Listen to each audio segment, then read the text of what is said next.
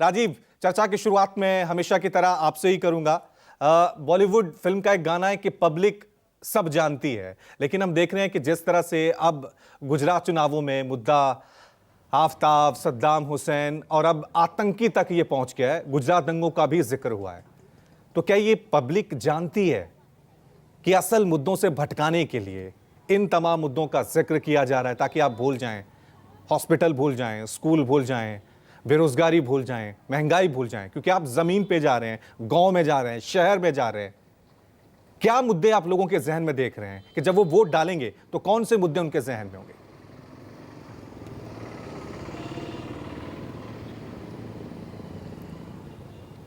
देखिए रवि, पहले भी और अभी भी और इसके आगे भी ये कहा जाए कि सिर्फ अस्पताल के नाम पे, स्वास्थ्य के नाम पे, शिक्षा के नाम पर वोट हिंदुस्तान में पड़े हैं या पड़ेंगे तो ये कहना गलत होगा। अगर इस पर पड़े होते तो आज सरकारें इन्हीं पर जोर देती। मैं तो कहता हूँ कि हिंदू मुसलमान धर्म और जाति और इनकी चर्चा अगर पार्टियों को ना करनी पड़े और सिर्फ 5 मुद्दों तक उनको सड़क, स्वास्थ्य, शिक्षा, बिजली, पानी तक ही सिर्फ ये बाध्यता लगा दी जाए कि आप 5 के अलावा किसी मुद्दे पर बात नहीं करेंगे, तो फिर इन पार्टियों को मुश्किल हो जाएगी कि कौन सा ऐसा चाल चली जाए जिससे कि ध्रुवीकरण हो सके, कौन से ऐसी चाल चली जा सके जिससे वोटों का एकीकरण हो सके।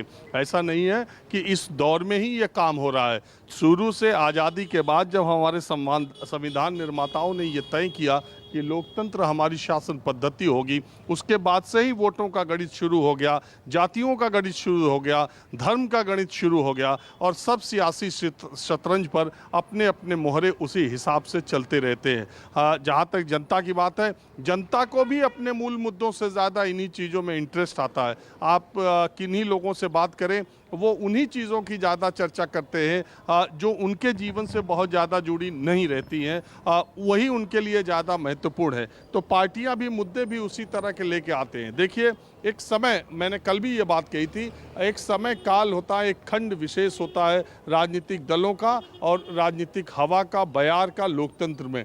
और उसके बाद इस वक्त जो बयार चल रही है वो इसी तरह की चल रही है। अरविंद केजरीवाल आते तो हैं शिक्षा, स्वास्थ्य पर चुनाव लड़ने के लिए गुजरात में, और एमसीडी में दिल्ली में जो उन्होंने काम किया उसके नाम पर वो आते तो हैं चुनाव लड़ने के लिए, लेकिन जब चुनाव बढ़ने लगता है तब वो नोटों पर लक्ष्मी गणेश की बात करते हैं, तब वो हनुमान जी की बात करते हैं, तब वो अपने को पुजारी होने का और अपने हिंदू धर्म की मान्यताओं और आस्थाओं की चर्चा करने लगते हैं। ये वही अरविंद केजरीवाल थे जो अपने पहले चुनाव के दौरान दिल्ली के शाही इमाम ने जब उनके पक्ष में अपील जारी की थी तो उनकी अपील को, उनके फतवे को उन्होंने नज़रअंदाज करते हुए तुरंत उनकी पार्टी ने प्रेस कॉन्फ्रेंस करके कहा था कि शाही इमाम अपनी इमामत करें, उनको सियासत से दूर रहना चाहिए। तो इस बात का क्रेडिट भी अरविंद केजरीवाल को जाता है कि जिस शाही इमाम के दरवाजे पर तमाम पॉलिटिकल पार्टीज़ के बड़े बड़े नेता चुनाव से पहले मत्था टेकने जाया करते थे,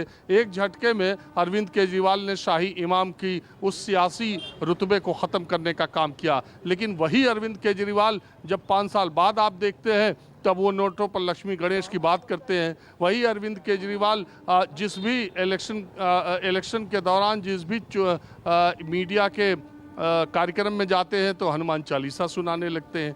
तो ये तो चुनाव का दौर है और उसी हिसाब से अपनी राजनीति की जाती है। क्योंकि गुजरात का नरेंद्र मोदी की सरकार है, बीजेपी की सरकार है, लंबे समय से है, सबको मालूम है कि चुनाव होते होते सिर्फ एक ही मुद्दा रह जाएगा, हिंदू मुसलमान। भले मुसलमानों की यहाँ संख्या नहीं है, भले मुसलमानों के वोटों के ध्रुवीकरण या एकीकरण से भारतीय जनता पार्टी को कोई खतरा नहीं है क्योंकि उनकी उतनी संख्या नहीं है, लेकिन हिंदू वोटों के ध्रुवीकरण के लिए, हिंदू वोटों के एकीकरण के लिए उनका ऐसा करना ज़रूरी है। आप देखिए योगी आदित्यनाथ आए तो उन्होंने किस भाषा का इस्तेमाल किया।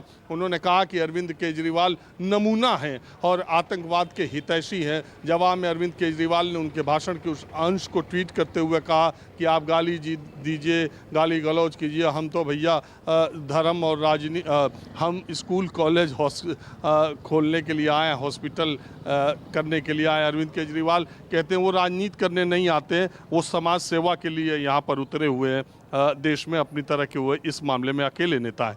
और भारतीय जनता पार्टी जो अपनी बात पूरे गुजरात में कर रही है, तो उसका हिंदू वोटों का ध्रुवीकरण उसने पहले भी किया है और उनके जितने नेता आते जाएंगे यही बातें कहते जाएंगे। गृह मंत्री अमित शाह ने एक बात बोल के उनको इशारा कर दिया है, अब बाकी लोग लाइन पा गए हैं, अब इसी पर चलते रहेंगे, तो चुनाव इसी तरफ चलता रहेगा। बिल्कुल, सवाल यही है कि क्या लाइन नेता तय करेंगे या फिर जनता तय करेगी, जिनके लिए इस लोकतंत्र का निर्माण हुआ है, जिनके लिए ये चुनाव हो रहे हैं। नमस्कार, मैं हूं मानक गुप्ता। अगर आपको हमारा ये वीडियो पसंद आया हो तो इसे लाइक और शेयर जरूर करें, और हां, हमें सब्सक्राइब और फॉलो करना ना भूलें ताकि आप देश और दुनिया की कोई खबर मिस ना करें। तो जुड़े रहिए हमारे साथ और देखते रहिए न्यूज़ 24।